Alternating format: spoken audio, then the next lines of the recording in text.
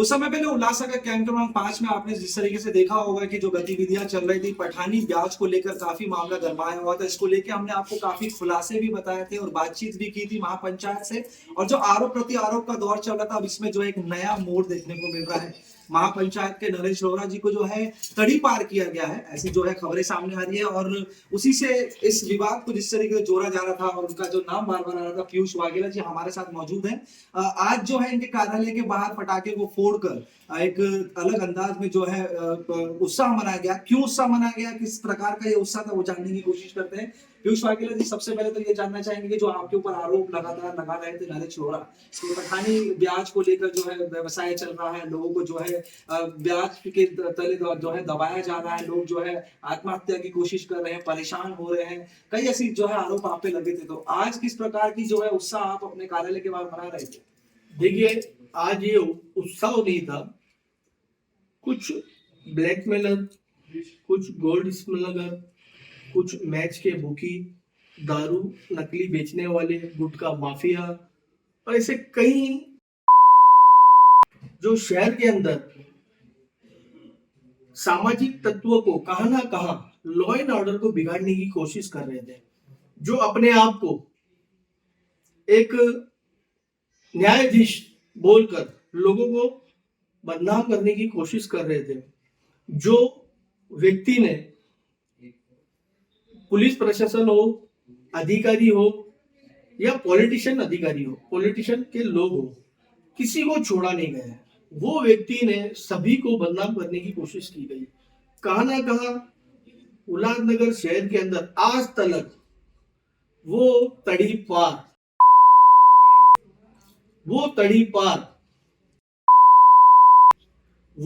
पार जो उल्लासनगर शहर से 2 साल के लिए तड़ीपार घोषित किया गया है, वो तड़ीपार ने न जाने शहर के कितने नामचीन व्यापारी, सर्वसाधारण लोगों को टारगेट करने की कोशिश की गई। उसका उद्देश्य एक ही रहा कि लोगों से एक मोटी रकम बदनाम करके वसूली जाए, और जिसने वो रकम नहीं दी और जिसने वो रकम दी फिर उसको वो दोस्त बनाता है।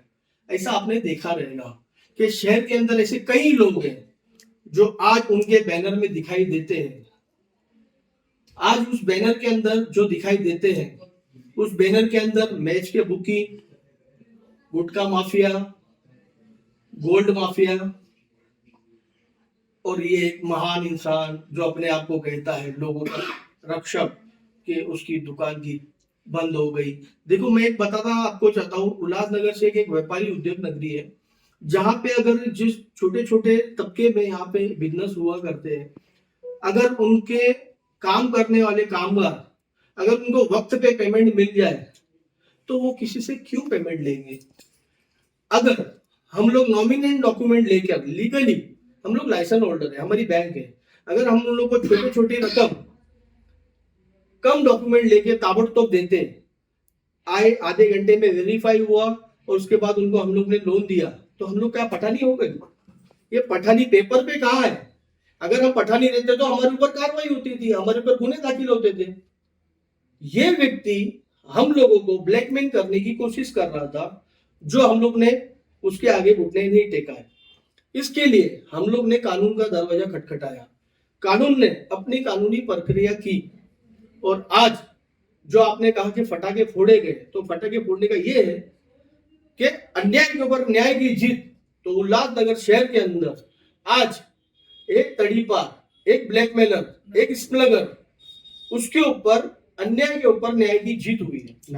और शहर के अंदर कहां ना कहां ये संदेश जाना जरूरी है कि इससे जो भी पीड़ित लोग हैं वो इससे घबराए नहीं, उनके साथ हम हैं।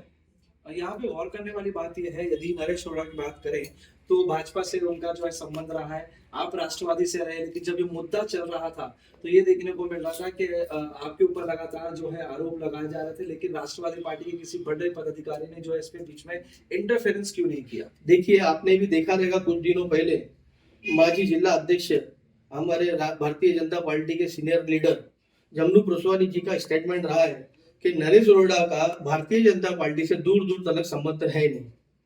और रही हमारी पार्टी की बात, हमारी पार्टी ऐसे लुक्खों के ऊपर कोई स्टेटमेंट देती नहीं है, क्योंकि इसकी लायक ही नहीं है। क्योंकि किसी के लिए अगर कोई स्टेटमेंट देना है तो उसका कोई ग्राफ होना चाहिए। ये ब्लैकमेलर है, ये स्मगलर है, ये कौन है? अच्छा, जो आरोप लग रहे थे कि पठानी ब्याज को लेकर इस तरीके से जो है लोगों को टॉर्चर किया जा रहा है, लोगों से जो पैसे वसूले जा रहे हैं, इसके लिए जो है वो सामने से एविडेंस भी लेके आ रहे थे, कई परिवारों ने जो है आरोप भी लगाए थे, तो वो सब चीजें क्या थी? मैं कुणाल जी आपको एक ही बात कहना चाहता हूं, जितने आरोप अगर जो भी मीडिया के, सोशल मीडिया के माध्यम से हमको बदनाम करने के लिए किए गए, एक भी एविडेंस हमारे खिलाफ, मेरे खिलाफ साबित करके दिखाए तो मैं मानूं। आगे क्या प्रक्रिया रहेगी? जिस तरीके से अभी जो है परिवार का उनका जो है निकाला गया है ऑर्डर, आगे की क्या आपकी रणनीति रहेगी पुलिस प्रशासन से, और आगे किस तरीके से रहेगा कि इन गतिविधियों को रोकने के लिए कहीं ना कहीं अंकुश लाने की कोशिश की जाए? पिछले कई सालों से शहर के अंदर हमने एमडी, ड्रग्स, गांजा, अफीम ऐसे कई सौदागरों के खिलाफ पत्र व्यवहार करके हम लोग ने पुलिस प्रशासन के मांग की गई है और काना का कार्रवाई भी हुई है और काना का रोक भी पड़ी। अभी हमारी आगे की प्रक्रिया यही रहेगी कि शहर के अंदर जैसे वर्ल्ड कप चालू है, शहर के अंदर मैच के बुकी जो युवा पीढ़ियों को बर्बाद करने की कोशिश कर रहे हैं, जो आइडिया लाख रुपया, 50,000 रुपया, 20,000 रुपया, 2 लाख की आइडिया देते हैं, वो आईडी ऑनर कौन है? और जो व्यक्ति ब्लैकमेलर और तड़ीपार नरेश अरोड़ा, जो शहर के अंदर अपने आप को एक समाज सेवक बताता है, महापंचायत का एक उपाध्यक्ष बताता है, तो हमारी मांग आने वाले समय में ईडी डिपार्टमेंट से मैं पत्र व्यवहार करने वाला हूं कि पिछले 7 से 8 साल के अंदर इसके पास इतना सोना आया कहां से, जो खुद का स्टेटमेंट है उसका कि तेरा जितना वजन है उतना सोना है मेरे पास। तो मेरी ये मांग रहेगी ईडी के पास कि इसके पास सकल चौकसी की जाए कि इसके पास इतना सोना आया कहां से और इसका कौन सा बिजनेस है, इसका कौन सा वाइड बिजनेस है, कौन सा इसका व्यवसाय है, कौन सा ये शहर का व्यापारी है जो पंचायत का उपाध्यक्ष बना है। तो ये मेरी मांग रहेगी। पीयूष जी, क्या आपको लगता है कि इतने आरोप होने के बाद भी जो व्यक्ति इतनी आसानी से बाहर रहे, और पुलिस प्रशासन को जानकारी होने के बाद भी पुलिस प्रशासन जो है कहीं ना कहीं अपनी कार्रवाई को लेकर देरी करता है, तो पुलिस प्रशासन की मिलीभगत कहीं हो सकती है? और अगर आप आगे चल के कोशिश करते हैं तो इन चीजों को लेकर दबाव प्रक्रिया जो है तंत्र आपके ऊपर आजमाया जाएगा, तो फिर क्या प्रणाली लेंगे आप? देखो, आपका बहुत अच्छा विषय है कि पुलिस प्रशासन दबी हुई नहीं है। ये ब्लैकमेलर पुलिस को भी ब्लैकमेल करता है। कहां ना कहां पुलिस का भी कहां ना कहां कोई ना कोई स्कैम वीडियो बनाता है और उसके बाद पुलिस को भी ब्लैकमेल करता है। और महाराष्ट्र की उल्लासनगर शहर की पुलिस, एसीपी हो, डीसीपी हो और पुलिस हो, इस ब्लैकमेलर को अच्छी तरह से जानती है और हमें पुलिस प्रशासन के ऊपर पूरा का पूरा भरोसा है कि उसके ऊपर मुकदमा तहत ऐसे आने वाले समय में गुने दाखिल हो गए और ये जेल में जाएगा और शहर कहां ना कहां शांत होगा और ब्लैकमेलर मुक्त होगा। और ये शहर के अंदर कहां ना कहां एक दहशत निर्माण करने की कोशिश करता है, क्योंकि 8-8 बॉडीगार्ड लेके घूमना, गनमैन लेके घूमना, तो ये दहशत निर्माण करने का काम कर रहा है। इसका कौन सा व्यापार है? ये कौन सा व्यापारी है? ये कौन सा पॉलिटिशियन नेता है? नगर सेवक है, आमदार है, खासदार है, बहुत बड़ा एक उद्योगपति है। इसका उद्योग क्या है? मेरी तो सबसे पहले यही मांग रहेगी कि इसका उद्योग क्या है।